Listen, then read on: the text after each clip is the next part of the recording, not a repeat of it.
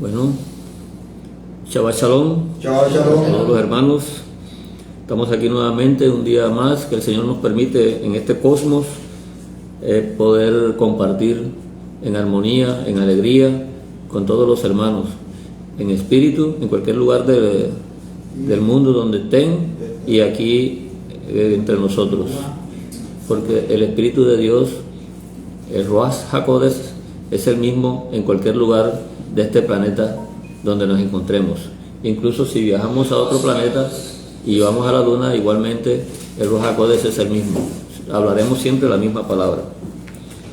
Entonces le pedimos al Señor en este día que nos guarde, que nos ayude a ser edificados, nos abra el entendimiento y podamos encontrar aquí el apoyo necesario para nuestras vidas. En el nombre de nuestro Yehoshua HaMashiach.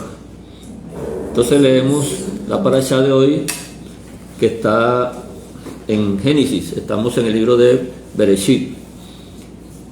Y la parashá se encuentra en el capítulo 28 del libro de Génesis, desde el versículo 10. Se titula Vayetze, que es el nombre que aparece al comienzo de la parashá, que es la que encabeza todos los capítulos que nosotros hemos estudiado durante esta semana. Nos hemos concentrado y le hemos pedido a nuestro Dios la sabiduría y la revelación. La escritura se puede leer de dos maneras. Una persona la puede leer de una forma didáctica, porque hay muchos estudiosos, hay muchos literatos y van a encontrar en ella bastante interés y sabiduría según su conocimiento. Pero también la escritura tiene un lenguaje que está incluido y que se llama revelación, pero que solamente pueden ser vistos por los ojos que el Señor haya abierto. Entonces ahí es donde vienen las discusiones y muchos encuentran contradicciones con la escritura. Pero también vemos que la escritura es como una historia en la vida cotidiana de algunas familias.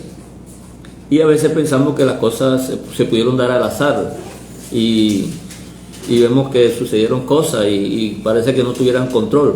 Pero todo fue dispuesto por nuestro Señor. Si miramos profundamente las cosas, ahí no hay ningún detalle que se le haya pasado a nuestro Dios.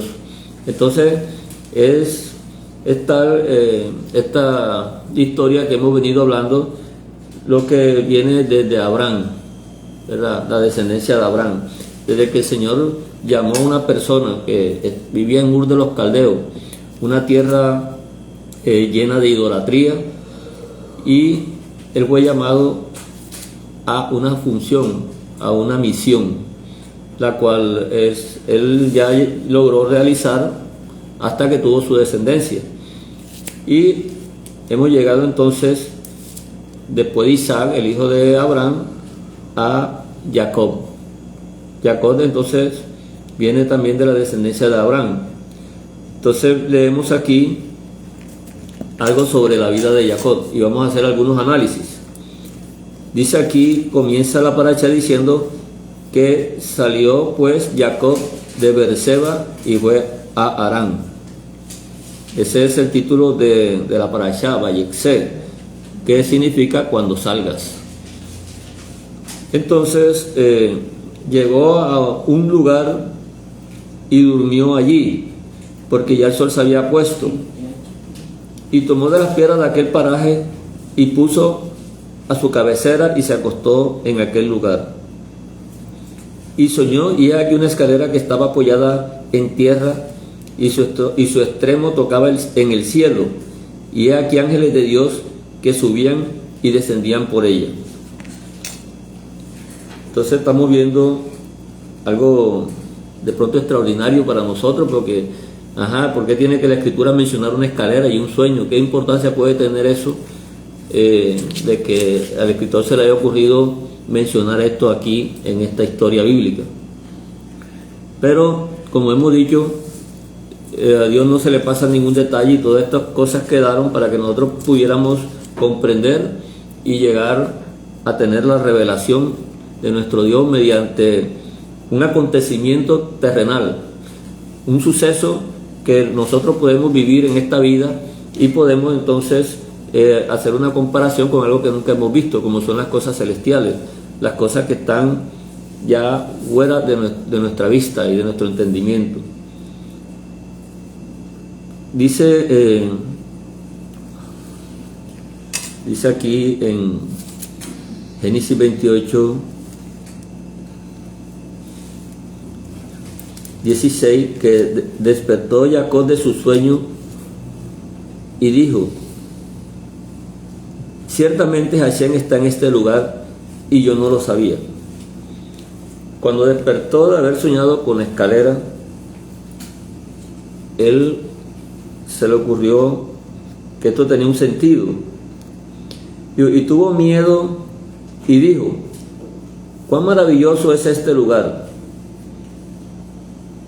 No es otra cosa que casa de Dios y puerta del cielo. La escalera, como lo relata aquí, dice que en el versículo 12 soñó ya aquí una escalera que estaba apoyada en la tierra,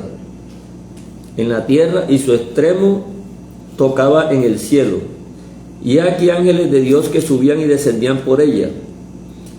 Y aquí Hashem estaba en lo alto de ella, el cual dijo: yo soy Hashem, el Dios de Abraham, tu padre, y el Dios de Isaac.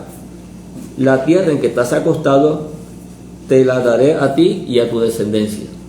Vuelve a repetirse la bendición de la promesa que viene a través de la descendencia. Después de Abraham, después Isaac y ahora Jacob se vuelve a confirmar. Entonces, cuando él despertó de su sueño, en el 16 dice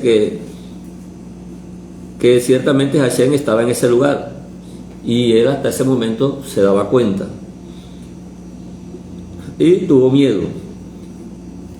Él le puso un nombre y dijo: no es otra cosa que casa de Dios y puerta del cielo. Casa de Dios y puerta del cielo. O sea, los dos extremos de la escalera tenían una incidencia que tenía que ver con algo terrenal y a la vez con algo celestial. Entonces, una casa de Dios y a la vez una puerta del cielo. Se levantó Jacob de mañana y tomó la piedra que había puesto de cabecera y la alzó por señal y derramó aceite encima de ella. Hasta ahí podíamos pensar que a él se le ocurrió eso de coger una piedra y ponerla por señal. Pero todas estas cosas tienen un sentido, que más adelante todas las cosas se fueron ya evidenciando y para nosotros hoy en día ya han quedado más claras, para los que hemos recibido esa revelación. Porque la escritura es una revelación, es un lenguaje que nos va a mostrar las cosas de Dios. A Dios nadie lo ha visto. Hasta el momento nadie puede decir que lo vio con los ojos, pero nadie puede decir que el viento no existe porque no lo ha visto, ¿cierto? Porque el viento lo sentimos, y igualmente la vida la sentimos, y no hay nada donde podamos decir de qué tamaño es la vida y en qué parte de nuestro cuerpo está. Simplemente es algo que nos acompaña mientras estemos aquí en este mundo, en este planeta, en este cosmos. Más adelante dice que entonces Jacob llamó a ese lugar Betel. Bet es casa y Tel, él es Dios, o sea, la casa de Dios, que es lo que traduce esta versión y es lo que dice también en hebreo, es casa de Dios. Él le puso ese nombre, casa de Dios, solamente porque soñó con una escalera y a la vez esa escalera para él, en ese lugar donde él estaba, significaba que ahí estaba la casa de Dios, y a la vez esa escalera conducía al cielo, era una puerta hacia el cielo, era una serie de escalones que nos comunicaban con el cielo, porque una puerta es una comunicación. Vemos entonces el nombre que él le puso, qué sentido podría tener si nosotros no hubiéramos encontrado este sentido, o el Señor no hubiera dado esta revelación.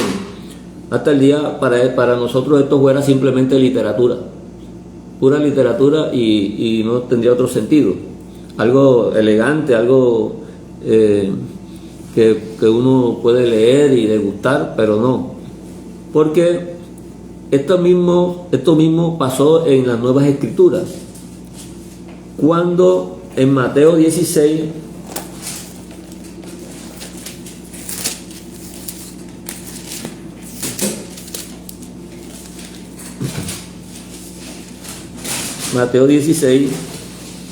incluso ese capítulo comienza cuando le piden al Señor una señal del cielo. Le están pidiendo una señal del cielo, ese capítulo, y el Señor le viene diciendo hipócrita y todas estas cosas. Entonces más adelante dice en el versículo 13, Mateo 16:13: viniendo Yeshua a la región de Cesarea de Filipo, preguntó a sus discípulos diciendo: ¿quién dicen los hombres que es el Hijo del Hombre, el Ben Adán? Ellos dijeron: unos dicen que eres Juan el Bautista, otros dicen que eres Elías, otros que eres Jeremías o algunos de los profetas. Ellos tenían una cosa en la cabeza, como que la gente volvió otra vez de la sepultura y aparecía nuevamente.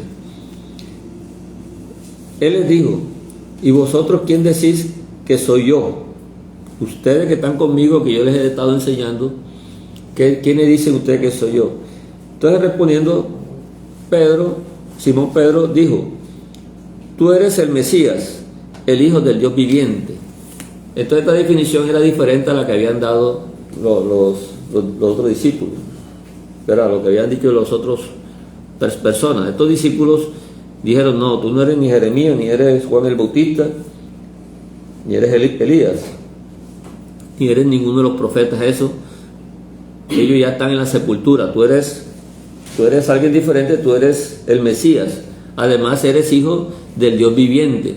O sea, si es hijo de un Dios viviente, quiere decir que él no moría, ¿cierto? Porque si algo eterno si alguien procede de algo eterno, no va a ser ahora corruptible.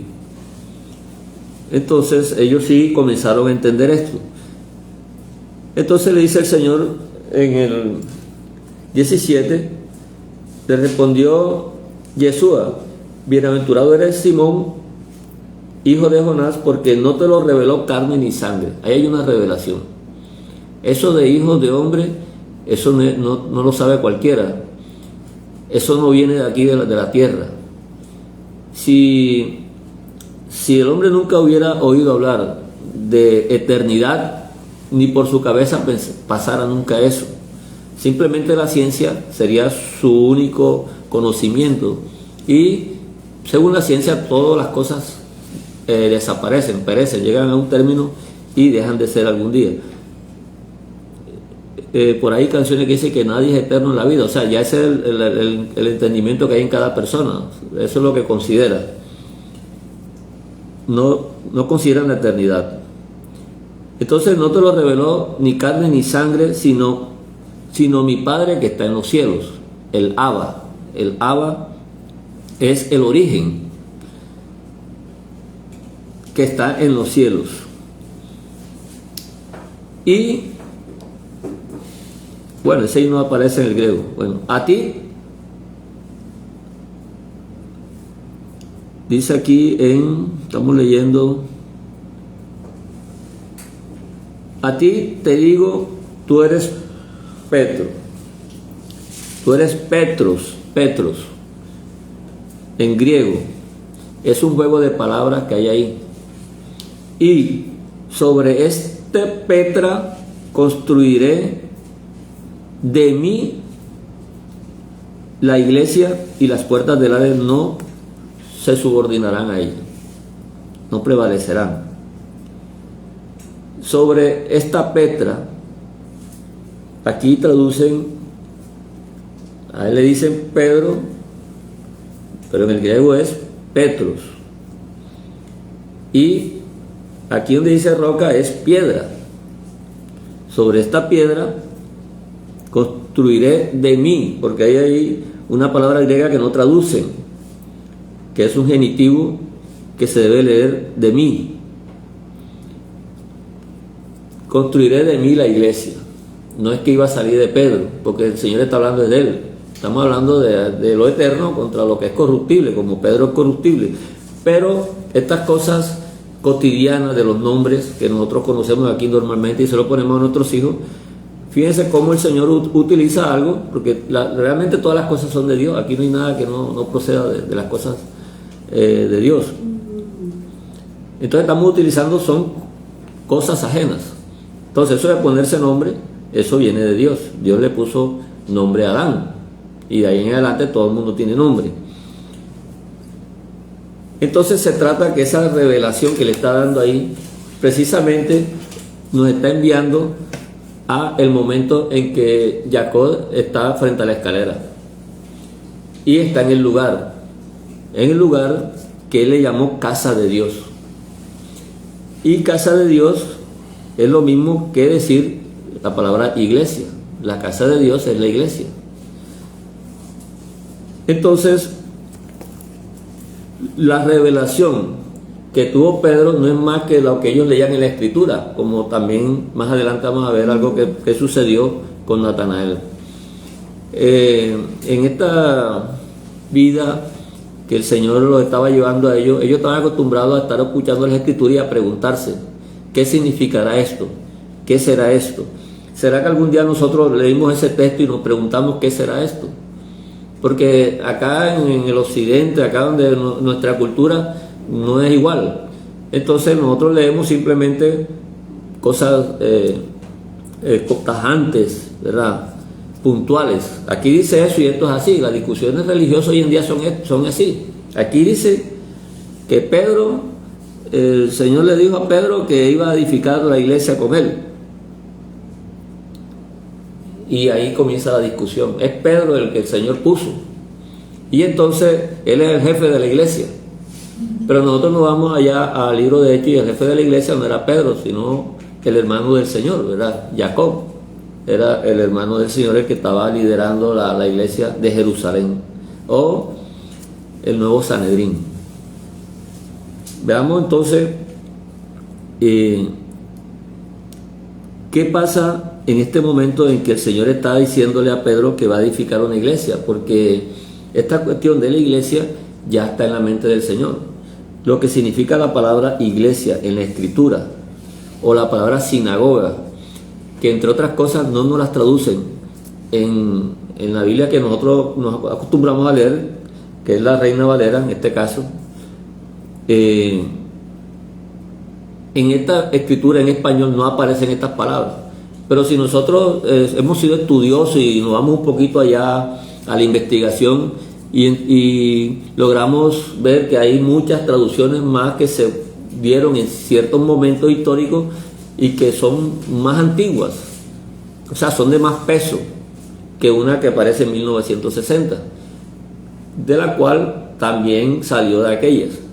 Entonces, por lo menos existe una escritura que se llama la Septuaginta, es una traducción del texto hebreo que lo pasan al griego, al idioma griego. Entonces ahí vamos a ver nosotros algunas cosas que nos van a ayudar a entender aún más esto, ¿verdad? Porque en Mateo 16:19 dice: doy a ti las llaves del reino de los cielos, ¿verdad?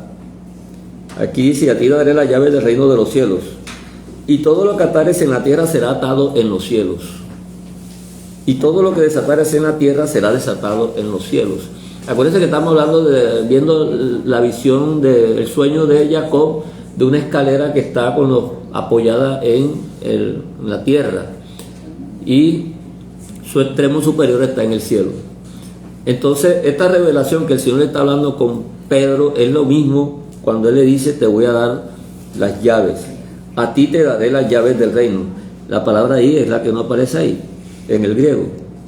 ¿Ya? Doy a ti las llaves del reino, de los cielos, y todo lo que atares en la tierra será atado en los cielos. Ahí la palabra griega, disis, una palabra que significa, se utiliza más en el sentido legal, de preso, estar atado, estar, por lo menos en Romano aparece que la mujer casada está ligada a su esposo. Eso es una palabra que está señalando que legalmente están unidos, ya están dándole una autoridad legal. Ahí está el derecho, está funcionando el derecho. Entonces, cuando el Señor le está diciendo a Pedro, a ti te daré la llave del reino de los cielos y todo lo que atares. Pero a muchos se le ocurre que es atar espíritus y desatar espíritus.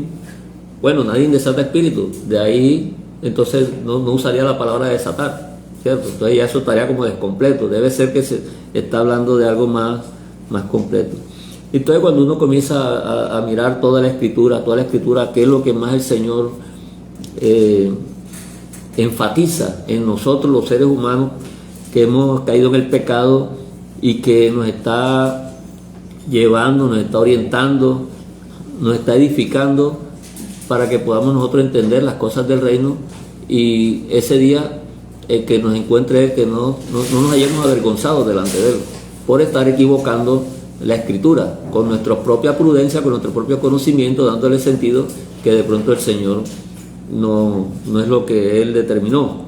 Entonces nos la podemos pasar toda la vida reprendiendo espíritu y atando espíritu, y posiblemente estamos viendo son las cosas externas, pero la escritura, más que todo, siempre que estamos leyendo la escritura nos interioriza, ya, nos interioriza, y esa es la primera impresión que debemos tener nosotros cuando leamos las escrituras. Entonces estamos viendo que delante de Pedro se está hablando prácticamente de un nuevo Sanedrín, de un Sanedrín, ya había un Sanedrín, pero resulta que ese Sanedrín cometió muchas equivocaciones, muchos errores, y el Señor vino, habló con ellos no quisieron corregir nada, sino que continuaron e incluso determinaron darle muerte al Señor. Entonces quiere decir que ese Sanedrín no funcionó, porque estando ahí el dador de la vida y la sabiduría de Dios en persona, no lo reconocieron. Entonces toda esa forma de interpretación, porque allá habían intérpretes de las escrituras, no funcionó, y hasta el día de hoy todavía no funciona, porque aún el día de hoy no han reconocido ni siquiera el error, sino que lo siguen puntualizando y extremando todavía más, porque hacen campaña incluso para sacar a personas que están creyendo en Yeshua para que deje de creer en Él. Entonces están haciendo activistas en contra de las cosas del Señor. Entonces, ¿qué es lo que está hablando? No de Pedro, sino de Petros, la piedra. Que Jacob puso una piedra como señal, y eso es lo que se está dando ahí, como digamos aquí, que ellos le pedían señal. En versículo 16:1, vinieron los fariseos y los saduceos para tentarle y le pidieron que le mostrase señal del cielo. Y esos saduceos, esos fariseos que están discutiendo con él, leen las escrituras, y ellos te tenían que estar preguntando ese texto de la Biblia, porque tenía que ser lo natural, que ellos tenían que estarse preguntando qué significa este texto de la escritura. Toda persona, todo judío en ese momento, porque las 10 tribus habían desaparecido y solamente quedaba la tribu de Judá y de Benjamín. Por eso es que hablamos de judío, en el sentido de que la tribu que está representando ahora todo es Judá, que es la que está físicamente hoy aquí en la tierra.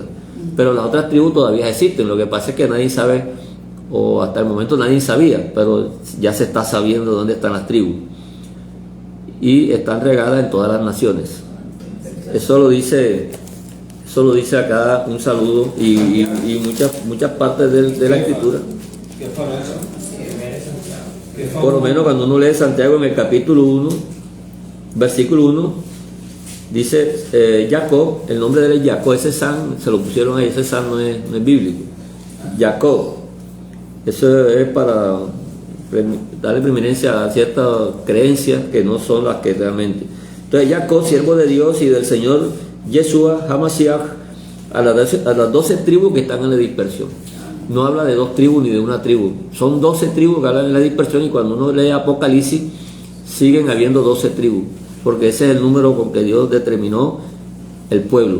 Es como si aquí en nuestra nación tuviera 12 departamentos, ahí está determinado toda la nación.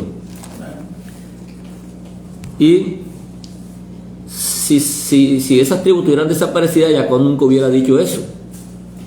Él sabe que en las naciones están las tribus perdidas, las que el Señor dijo: yo vengo a buscar las ovejas perdidas de la casa de Israel, que son las 10 tribus que se habían desaparecido. Y todo está ahí codificado y bajo revelación, para que nadie diga que fue porque la ciencia le explicó, le dijo, le enseñó. No, las cosas vienen es de Dios simplemente. Entonces esa piedra que estamos leyendo en la parasha, ahí dice en el versículo 18, estamos leyendo el capítulo 28, 18, se levantó Jacob de mañana y tomó la piedra que había puesto de cabecera y la alzó por señal y derramó aceite encima de ella. Y ellos no estaban pidiendo una señal, los intérpretes y los fariseos, estaban pidiendo una señal. Y la misma escritura dice que aquí hay una señal. Ellos pedían señal, pero ya la escritura les ha hablado de la señal. Lo que pasa es que no tenían la revelación. No tienen la revelación y ahí no pueden hacer. Pero ¿por qué no pueden tener la revelación? No es porque Dios se la esté impidiendo, sino porque ellos están poniendo una justicia diferente a la de Dios. Ya ellos están caminando es por su propia fuerza, por sus propias obras, por obras, y no están viendo la fidelidad de Dios. La fidelidad de Dios, como nosotros hemos visto, ellos por lo menos, muchos están esperando es la simiente por medio de voluntad humana. Tiene que ser de la voluntad humana. Y la escritura nos ha mostrado que todos ellos han muerto, y por sobre toda la muerte que han tenido los autores que el Señor puso aquí, la promesa se ha conservado. Y todo aquí en Hebreos capítulo 11, que es el capítulo de la fidelidad, la que nos define la fidelidad técnicamente. Sí, está en Hebreo. Después de la fidelidad, instancia última. Sí, pero en el versículo 13. Versículo 13. Ahí lo dice, creo que es el 13. Sí, mire. Conforme a la fidelidad murieron todos estos sin haber recibido lo prometido. O sea, no han recibido lo prometido, pero la promesa no desapareció. La promesa es eterna y sigue viajando. Nunca aterriza porque eso no es de aquí, de la tierra. Eso siempre está ahí como la escalera que estaba ya apoyada en el cielo. Entonces, conforme a la fidelidad murieron todos estos sin haber recibido lo prometido, sino mirándolo de lejos y creyéndolo, y saludándolo y confesando que eran extranjeros y peregrinos sobre la tierra. Entonces esa señal es la que está mostrando con Pedro, con el nombre. Por eso utiliza el nombre de Pedro. Bueno, yo te digo, tú eres Petro. Yo te digo, tú eres Petro. Pero sobre esta Petra, o sea, piedra, edificaré de mí la iglesia. Edificaré de mí, no de Pedro. Ese hay que ponerle en el griego, traducirlo, que no traducen ahí, de mí. Un genitivo que no tradujeron. Entonces a ti te digo, tú eres Petro, y sobre esta Petra construiré de mí la iglesia. Doy a ti la llave del reino y los cielos, la llave del reino de los cielos. y entonces lo que atares. Entonces ese atare es el asunto, porque nosotros nos vamos a ir a la Escritura y nos damos cuenta que como se está hablando de juicio, o sea, de autoridad, un juicio. Por lo menos cuando ellos vieron los gentiles creyendo en el Señor, y estos por qué reciben el Ruach HaKodesh, ¿qué pasa aquí? Si eso nada más nosotros somos los escogidos. Ellos tenían eso en su cabeza, pero mira cómo el Señor edifica y abre el entendimiento. Entonces ellos al ver que el Ruach HaKodesh llegaba y Pedro le llegó la revelación, ¿se acuerdan? Unos animales que caían allá que eran impuros, tamet, y Pedro no captó de que él tenía que comer eso. Es lo que la revelación que le dio eso fue que los gentiles que nosotros le llamábamos inmundos, tamet, resulta que están recibiendo lo mismo que recibimos nosotros, que es el Ruach HaKodesh. Entonces ellos también son llamados por Dios, porque no puede ser, no vemos la diferencia de que ellos sean una cosa y nosotros seamos otra. Entonces ellos determinaron ahí en el concilio que estaba ahí, el nuevo Sanedrín, determinaron que los gentiles podían entrar y participar en el reino de los cielos, que era lo que Dios le había dicho por todos los profetas. Porque ya eso viene, los profetas venían hablando de eso. Por lo menos Ruth la Moabita era gentil y ya fue incluida en el pueblo. Caleb era ceneceo y fue incluido en el pueblo. Entonces Ruth, la ramera, ¿verdad? La ex. Bueno, la es, porque ahí la Escritura es, porque ella ya se arrepintió de todo eso, ¿verdad? Vemos cómo ya la Escritura está mostrando, incluso Israel no salió solo de Egipto, salió con una multitud de gente, eso lo dice la Escritura, una multitud de gente de todas las naciones. Entonces, si ya la Escritura había mostrado que los gentiles pueden participar en el reino de los cielos, claro, porque también explica la Escritura que tenían que ser como el natural, o sea, iban también a estar con las leyes. No es que iban a tener otras leyes, yo soy gentil y creo en Dios gentilmente, no, sino que ellos iban a creer igualmente de acuerdo a la Escritura. Entonces ahí se estaba determinando ahora una forma más apropiada de la situación que se estaba dando, porque es que la Nueva Escritura, toda la Nueva Escritura habla de la inclusión de las naciones, de los gentiles. No que estaba haciendo otra iglesia, sino que está incluyendo dentro de la iglesia, que es la misma de Dios, que siempre ha sido la misma, está incluyendo al pueblo que antes no había recibido la ley, y lo estaba incluyendo por medio de la fidelidad, por la misma manera que incluyó a todos. Cuando leemos la Escritura en Hebreos 11 nos damos cuenta que ahí hay personas que no eran del pueblo. O sea, Santiago también menciona a Rahab, ¿verdad? La menciona ahí dentro de la fidelidad. Entonces podemos leer Lucas 6:37.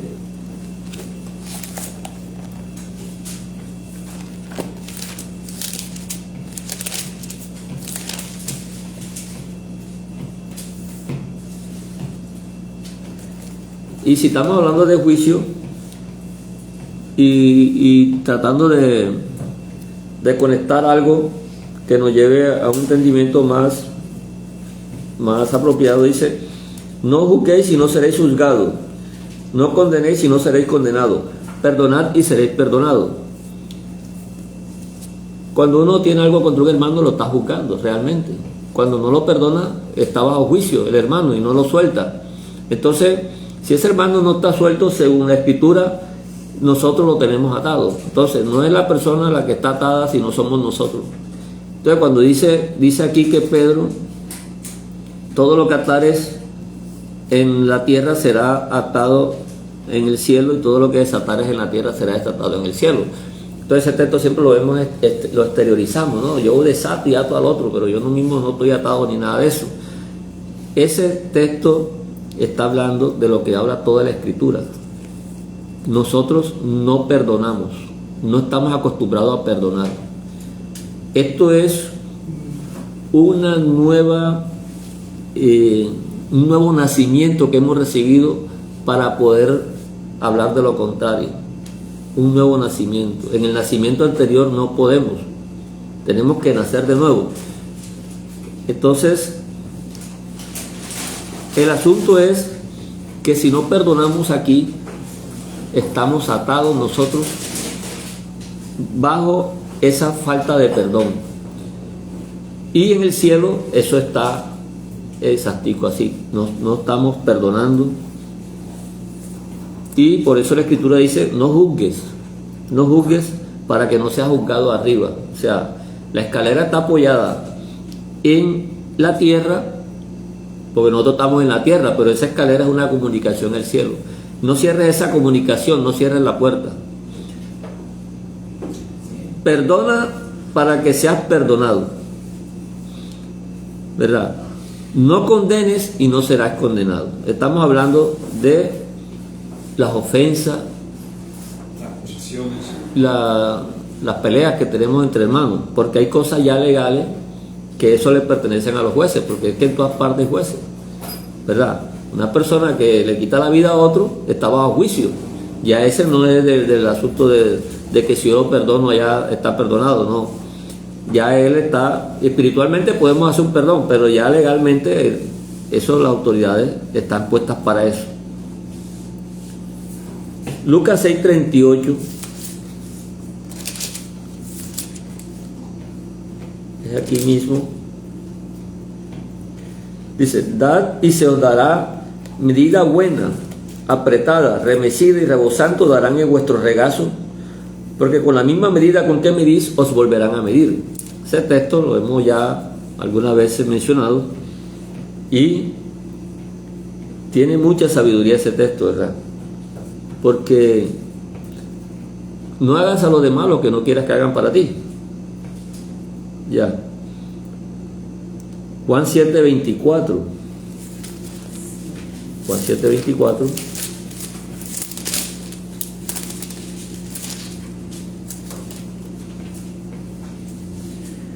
No juzgues según las apariencias, sino juzga con justo juicio. A veces vemos que un hermano le falta un mandamiento, le está pasando algo y comenzamos a condenar y no sabemos bajo qué circunstancias está ese hermano y comenzamos a condenarlo, porque estamos viendo exigiendo que la otra persona haga lo mismo que estamos haciendo nosotros, pero es que el Señor nos permitió hacer algo y nos dio esa libertad y otro hermano tiene algún impedimento. Entonces no podemos, por la calificación de nosotros, calificar a otro hermano ni medirnos con él, que es una de las costumbres que uno ve a menudo. La persona que practica un mandamiento más de seguido quiere que los demás hagan lo mismo en ese mandamiento, o sea, quiere que vayan al ritmo de él. No, todo el mundo no es igual. Algunos están fortalecidos en un mandamiento más que en otro, pero todos vamos creciendo y vamos en el camino. Y para el Señor, Él sigue siendo su Hijo, sigue siendo el mismo Señor. No le está diciendo que alguien es más salvo que otro, porque la salvación no es por medida, es la misma. Mateo 18:21. Estamos leyendo varios textos para poder hallar aquí una concordancia con el texto de Jacob. Mateo 18:21. El mismo Pedro que estaba acá con el Señor le está preguntando. Entonces se le acercó Pedro, 18:21 de Mateo. ¿Cuántas veces perdonaré a mi hermano que peque contra mí? ¿Hasta 7? El Señor le dijo, no te digo hasta 7, sino aún hasta 70 veces 7. Lo que quiere decir que debemos estar bastante llenos, que el vaso ya no está en lo justo, sino que ya tiene bastante rebose y nunca va a faltar el aceite como la viuda, ¿de acuerdo? La viuda llenó el aceite y no cesaba el aceite hasta que el Señor se acabaron los calambucos, las ollas y ya. Entonces el aceite no cesará, cuando dice el Señor. Entonces nosotros tenemos esa capacidad del Señor, si es que la hemos adquirido, porque todos los dones perfectos vienen de lo alto. Entonces, ¿quién es más grande aquí? El que más perdona. El que más perdona es el que es más grande. El que le falta todavía por perdonar, perdona algunas cositas, pero otras no, es porque no está en la estatura que el Señor nos está llevando, una estatura. Entonces eso es muy delicado, porque nosotros estamos en una etapa en que es el que persevere hasta el final. Y estas cositas, bueno, es que el asunto de perdonar es tan fácil porque eso sale de la boca, pero el problema es lo que nosotros tenemos por dentro. Ahí es donde está el problema, porque alguien puede decirlo hipócritamente, hipócritamente alguien puede decir te perdono. Hay que demostrarlo. El problema es por dentro, dice yo perdono pero no olvido. Entonces ahí está el problema, ¿verdad? ¿Por qué? Porque aquí todas las cosas van a desaparecer y no necesitamos cargarnos nada de eso y llevárnoslo en la cuesta, porque en el reino de los cielos nada de esas cosas van a entrar. Entonces no acumulemos esas cosas como tesoro y la estemos ahí llenando todo nuestro depósito en eso. Juan 20, 22. Leemos otro para...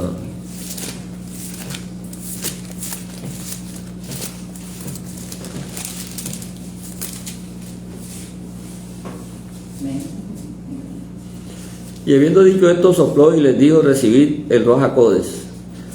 A quienes remitieren los pecados, les son remitidos, y a quienes se los retuvieren, les son retenidos. Eso era lo que estaba él hablando con Pedro. No está hablando nada extraño, ni está dándole que iba a ser jefe de todo el mundo ahora, porque Pedro murió también. Entonces la iglesia quedó sin jefe. Entonces, a quienes tú le remitas los pecados, allá en el reino de los cielos les son remitidos. O sea que tú vas a quedar limpio, sin carga, vas a quedar livianito, porque si la otra persona te sigue ofendiendo, ya eso no es culpa tuya, ya eso queda en el juicio de Dios, porque ya cada quien va a cumplir su tarea. Es como un ejercicio. Ese ejercicio cada vez debe ser menos difícil, porque no vamos a decir ahora que ya todos estamos ya, mejor dicho, en la perfección, porque estamos perfeccionándonos. Cada vez que nos aparece esa ocasión, esa es la prueba de Dios, que nos está diciendo, bueno, vamos a aumentarte un poquito más de fortaleza. Entonces, si despreciamos ese poquito que nos pone el Señor, quiere decir que estamos despreciando el ejercicio que nos puso el Señor. Entonces, la Escritura nos enseña a no cerrar el oído, ¿verdad? Porque siempre que leemos la Escritura, nuestra facilidad es rechazar el compromiso. No, eso es aquel, el culpable es el hermano que me miró maluco, pero nunca nos miramos a nosotros. No miramos la estaca que está en nuestros ojos, sino la pajita que está en el ojo ajeno. Entonces, esa llave que le dio, de que habló el Señor a Pedro, entonces, ¿quién es esa llave? Esa llave es el mismo Señor. Isaías 22, 22. Vamos rápidamente, Isaías 22, 22.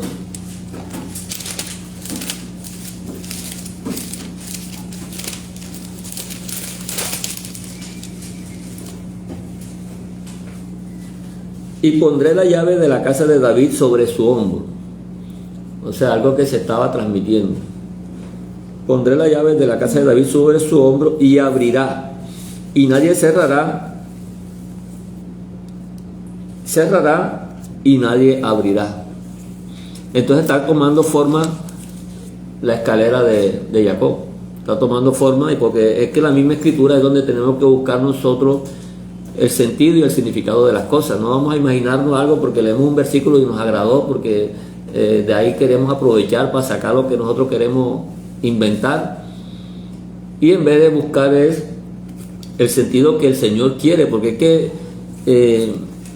los que vamos a sufrir somos nosotros. Entre más rechacemos y menos queramos atender el consejo de Dios, entonces los perjudicados somos nosotros, porque de pronto nos vamos a sentir elegantemente bien, religiosamente completo, pero espiritualmente delante de Dios es lo que dice el Señor. A muchos me dirán aquel día: Señor, Señor, yo oraba, yo sacaba espíritu, y el Señor le dirá: apártese de mí, enemigos de la ley, enemigos de la Torá.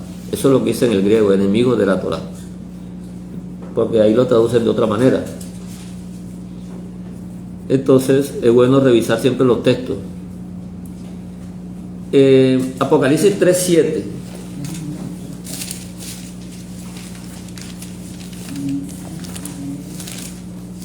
Apocalipsis 3:7.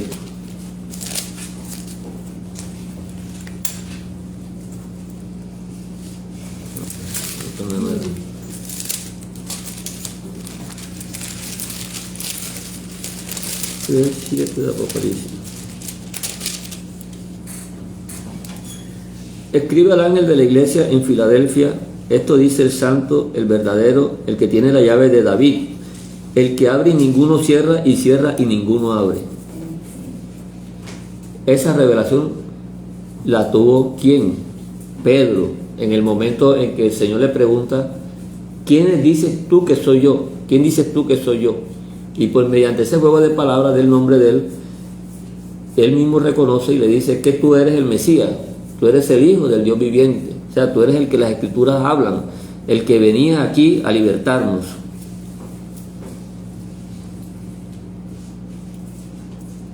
Job 12:13. El libro de Job. Job está, creo que al lado de Salmo, antes de Salmo.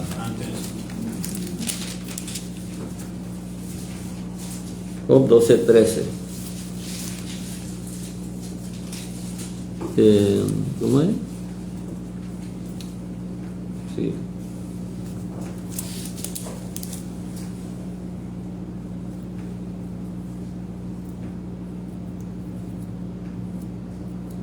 Con Dios está la sabiduría y el poder. Suyo es el consejo y la inteligencia. Si Él derriba, no hay quien edifique. Encerrará al hombre y no habrá quien le abra. Estamos leyendo diferentes textos con el fin de ver que toda la Escritura está llena de su gloria. Entonces, ese es el sentido de la Escritura, es reconocer que Pedro tuvo una revelación, al igual que la tuvo Natanael. Eso está acá por el lado de Juan. Voy a tratar de buscarlo aquí rápidamente.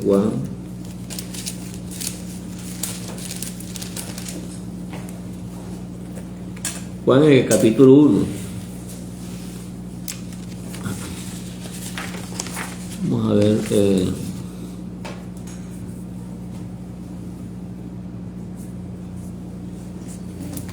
Esa misma revelación que tuvo Pedro es la misma revelación que tuvo Natanael, y de manera diferente, un poquito diferente, está mostrando lo mismo, porque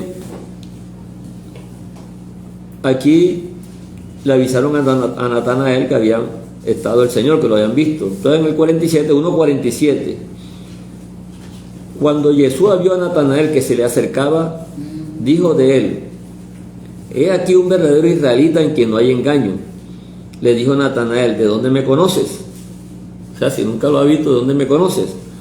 Respondió Jesús y le dijo: antes que Felipe te llamara, cuando estabas debajo de la higuera, te vi. Se supone que la higuera era un árbol bastante frondoso, donde ellos reposaban de la faena.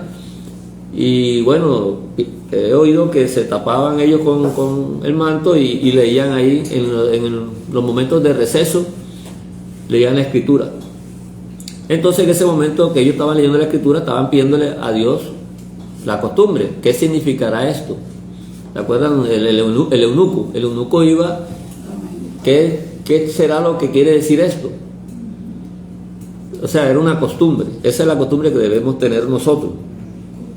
Entonces respondió Natanael y le dijo, Rabí, dice 48, le dijo, Natanael, ¿de dónde me conoces? Respondió Jesús y le dijo, antes que Felipe te llamara, cuando estabas debajo de la higuera te vi. Respondió Natanael y le dijo, Rabí, tú eres el Hijo de Dios. Eso fue lo que dijo Pedro, es lo mismo. Tú eres el Hijo de Dios, tú eres el Rey de Israel.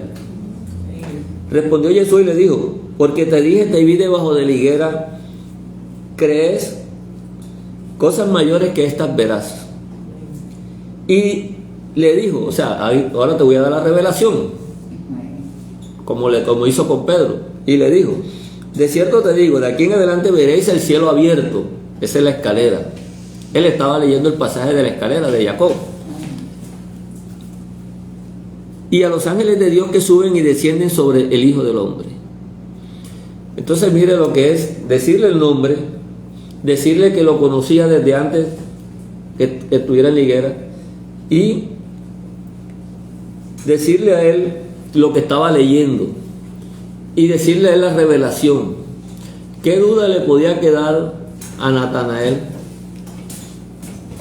Que dijo en el versículo 46, Natanael le dijo, ¿de Nazaret puede salir algo de bueno? ¿Ahí puede salir algo bueno? Entonces, como es la misma debilidad que tenemos los seres humanos de dudar las cosas de Dios, lo que no dudamos son las cosas del mundo, pero las cosas de Dios siempre tendemos a dudar. Entonces, ese que dijo esas palabras, como Pedro que negó 3 veces al Señor también, él le dijo todas estas cosas, y eso ya con haberle dicho el nombre ya lo había dejado prácticamente desconcertado. Y después que le dice que estaba debajo de la higuera, y después le dice la revelación de lo que él estaba leyendo. Entonces vemos que la escalera de Jacob no es un simple acontecimiento histórico de una vida de un personaje que se le ocurrió a un escritor escribirlo, sino que ya eso tiene una implicación en la comprensión de las cosas del reino de los cielos. Y fíjate cómo nos damos cuenta sobre las cosas del Señor, y eso lo confirmamos, porque cuando leemos esto y vemos esa armonía de las Escrituras, logramos darnos cuenta todo lo que encierra.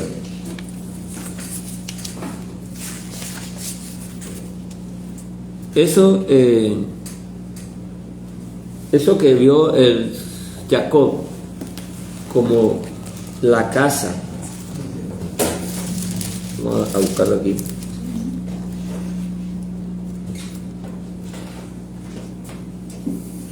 llamó el nombre de aquel lugar Betel. Dice que en el 28-17 que estamos leyendo, que este no es otra cosa que casa de Dios y puerta del cielo. Eso que está el Señor diciéndole a Pedro es sobre la iglesia, ¿verdad? Eso es sobre la iglesia, cuando Él le dice, edificaré de mí la iglesia. No era que el Señor estaba haciendo una iglesia nueva ahí y estaba formando una iglesia. Dice, la edificaré, ya estaba el cimiento, ya estaba la estructura, como dice él, el cavó y ahondó, y ahí va a armar la estructura. Entonces nosotros vemos esta palabra iglesia en la escritura, vemos la palabra iglesia en la nueva escritura por todos lados, pero resulta que esta palabra también está en toda la antigua escritura, pero no antigua porque sea vieja, sino porque era de los antiguos, la escritura de los antiguos, o sea que esa escritura viene de mucho tiempo y sigue siendo la misma. Y muchos pasajes encontramos la palabra sinagoga como símbolo de iglesia, por lo menos en Éxodo 12:3. Éxodo 12:3. Ya más adelante vamos a ampliar más esto, pero nos damos cuenta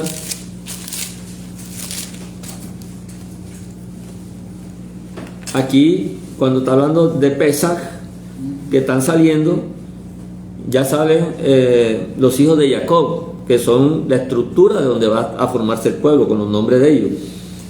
Dice, habla a toda la congregación de Israel. Lo extraño es que si el texto, la nueva escritura está traducida del texto griego, hay una escritura griega que también pudieron haber traducido esta escritura de Éxodo capítulo 12, que es la Septuaginta, una escritura que la pueden conseguir en internet en cualquier momento, en cualquier lugar. Entonces ese texto que está ahí habla a toda la congregación. Ahí dice la palabra sinagoga, habla a la sinagoga de los hijos de Israel. En el texto griego dice así, habla a la sinagoga de los hijos de Israel, o sea, habla a la iglesia de los hijos de Israel. Igualmente, más adelante de Éxodo 16:3, vamos a verlo. Hay muchos textos, pero vamos aquí rapidito, ya para tener la idea. Éxodo 16:3.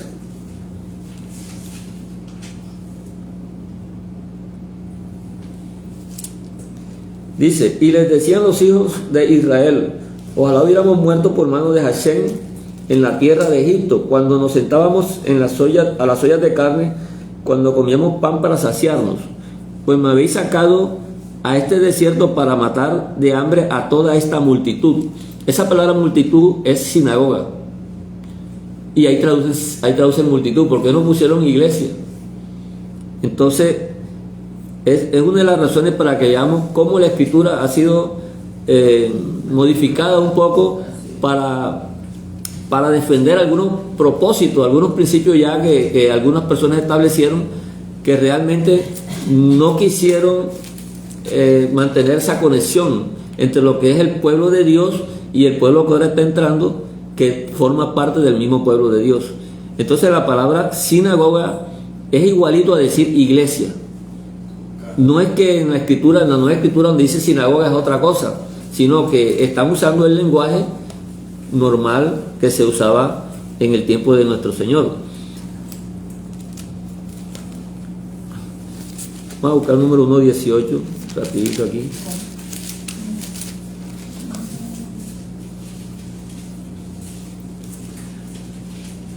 Número 1.18. Y reunieron toda la congregación en el día primero del mes segundo, y fueron agrupados por familias según las casas de sus padres, ¿verdad? Fíjense ustedes entonces que aquí también aparece la palabra sinagoga, número 1.18. Es una palabra normal. Si traducen las cosas del griego en la nueva escritura, deben traducir las griegas también en la primera escritura.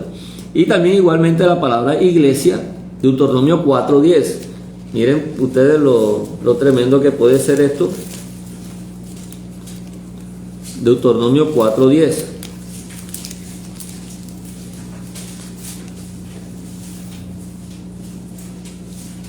Es un texto muy interesante.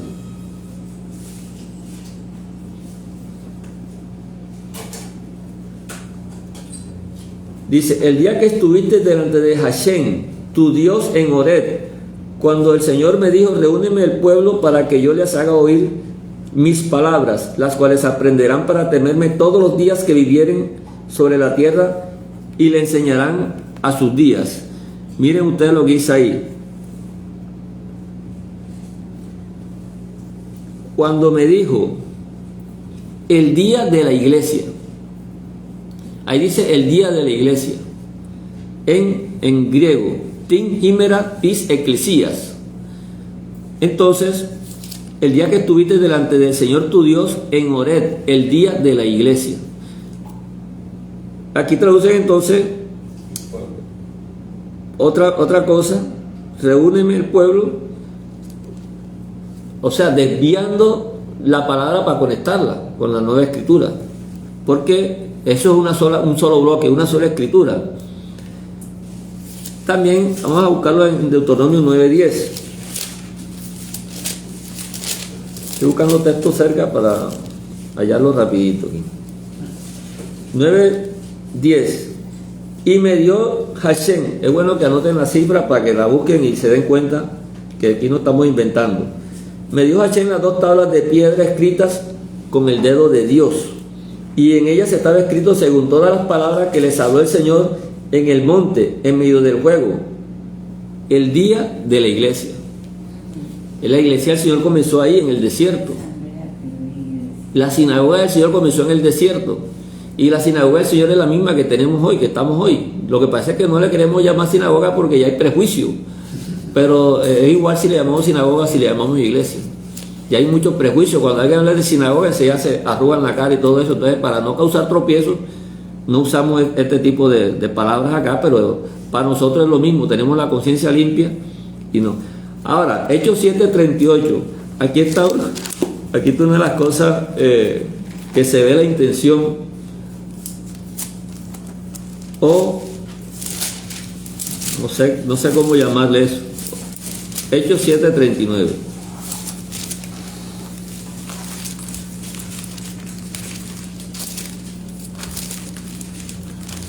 Porque ya esta es la nueva escritura.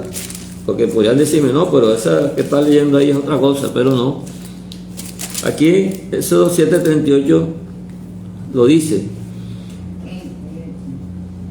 Hechos 7:38.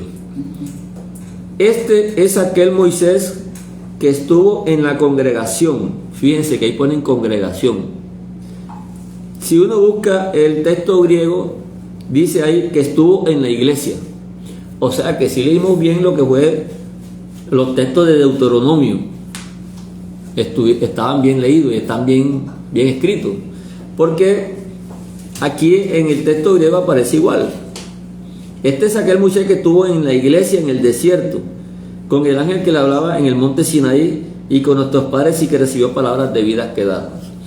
Entonces todo esto nos lleva a mostrarnos que el Señor nos está conduciendo, o venía conduciendo al pueblo por el camino. Él venía acompañando y venía agregando cada vez un poquito más para mostrarnos ya más plenamente las cosas. Pero todo se fue desarrollando por la revelación de Dios, y hasta el día de hoy sigue siendo igual. Las cosas reveladas son para nosotros, las secretas para Dios. Son del Señor, las reveladas para nosotros, porque Él nos las revela con esa intención. Lo que vemos entonces es que estamos entrando ya al campo de lo que es la formación de la iglesia, porque hemos venido leyendo todo lo que es Bereshit, las Parashá, hasta el día de hoy, y hemos llegado a Jacob. Y Jacob, no tuvimos mucho tiempo, pero vemos que los 12 hijos de Jacob son los nombres de las tribus de Israel, y a eso es lo que se le llama iglesia. La palabra Jacob fue cambiada por Israel, Dios le cambió el nombre. O sea que la palabra iglesia no la puso ningún ser humano aquí. Cuando nosotros nos mencionamos como iglesia, estamos utilizando una palabra que no es de aquí, es del reino de los cielos. Significa Dios pondrá príncipe. Todos los hijos de Jacob tienen un nombre que fue en base a las oraciones que se le hicieron al Señor. O sea que siempre hubo conexión entre las mujeres y el nombre que se le puso a los hijos. Entonces ya más adelante vamos viendo cómo se sigue desarrollando y cómo nos vamos nosotros dando cuenta que Dios no rechazó a nadie, que toda la creación sigue perteneciendo a Él, y que nosotros somos igualmente llamados, aunque no estuvimos esa vez en el desierto. Vamos a seguir leyendo y vamos a darnos cuenta que pertenecemos a nuestro pueblo, al pueblo de Dios, el único pueblo que hay aquí sobre la tierra que el Señor está edificando. Bueno, hermanos, un saludo a todos nuestros hermanos que nos han acompañado.